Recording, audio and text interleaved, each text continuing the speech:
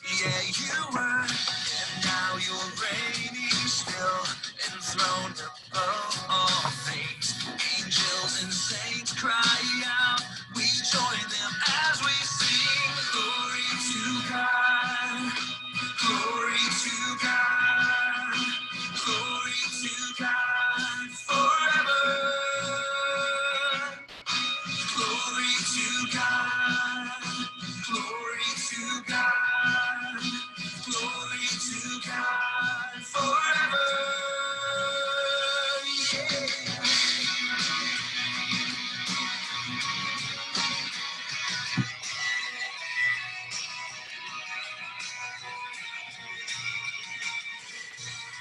Creator God, you gave me breath so I could praise your great and matchless name. All my days, so let my whole life be a blazing offering, a life that shouts and sings the greatness of our King. Glory to God, glory to God.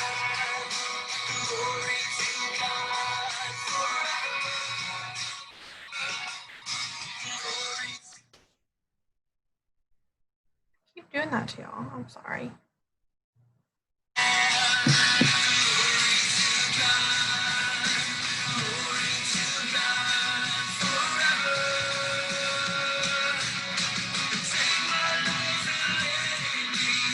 all for you and for your glory. Take my life and let it be yours.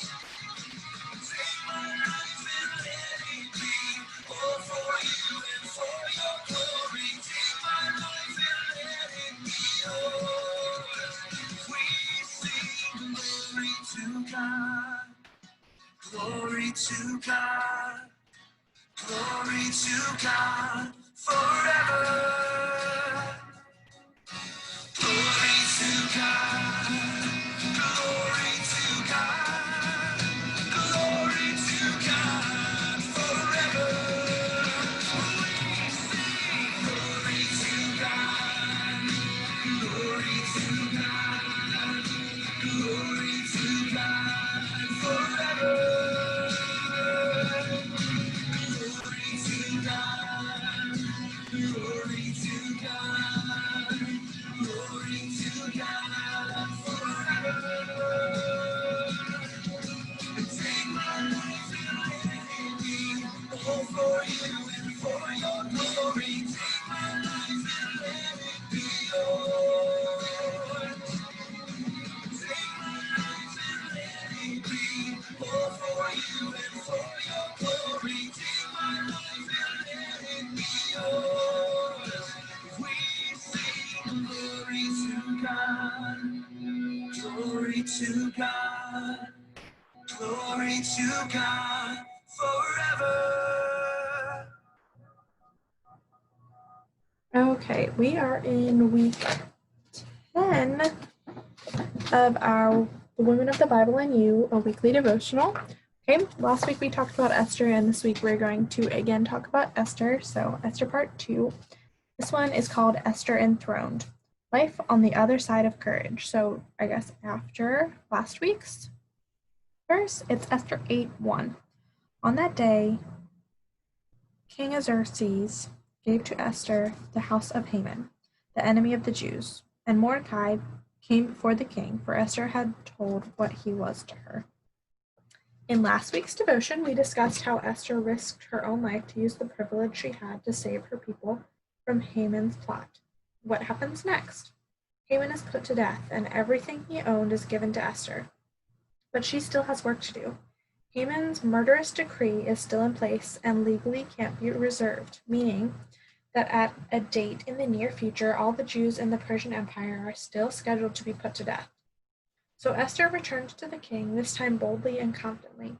Armed with the king's endorsement, she opens the way for Mordecai to write a royal decree giving the Jews the legal right to fight back against their attackers.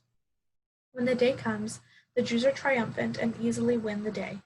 Not satisfied with this victory, Esther crafts a new decree, allowing the Jews in the capital city of Susa to fight one more day, which the king is happy to sign.